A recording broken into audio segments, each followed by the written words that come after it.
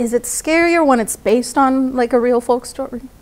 Much more scarier when it's based on a real story, because the legend of La Llorona has been handed down from generation to generation, especially in the Latin community, where you're warned that if you don't behave, that La Llorona will get you. Do you remember? Not might get you, will get you. Do you remember the first time like a family member told you about like Yeah, I was probably about 7 or 8 years old.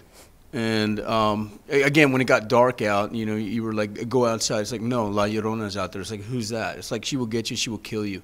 She will drown you, and you will disappear. My brothers told me when I was 6. And ever since, for many, many years, I couldn't turn off the light.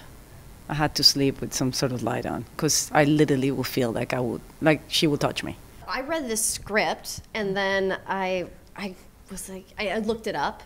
And then my other half, he's Mexican-American, so I asked around his whole family. Oh. And yeah, and everybody's like, oh, La Llorona, really? And I didn't want to give away anything because, you know, you're not supposed to talk about things. So I would be kind of talking around, asking people if they knew about La Llorona. And one of his cousins told me this great story about when he was a little kid, and his grandmother told him, like, you better be good or La Llorona's going to come for you.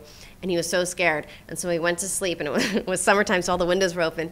And he heard that the cats in the neighborhood were in heat, but he heard those sounds that they make, you know, that low growl, and he thought it was La Llorona crying, and he said he was terrified. Terrified. But we did have some creepy supernatural occurrences. You know, we actually, half the crew actually does believe the house that we shot in was haunted, and there might have been something to that, without a doubt. It was a creepy. Whether it was like La Llorona or like, I mean, honestly, something was there. I totally am a skeptic with that, but by the end of the production, I have to say that, you know, there was just enough strange stuff that happened that. Oh, I was telling you, I felt it. We were shooting a scene, and we were it was summertime. It was very hot. We didn't have air conditioning, and I mean, sweating hot.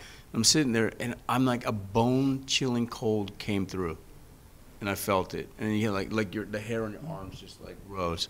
I think she was there just making sure that we were doing right to her. Or trying to kill us.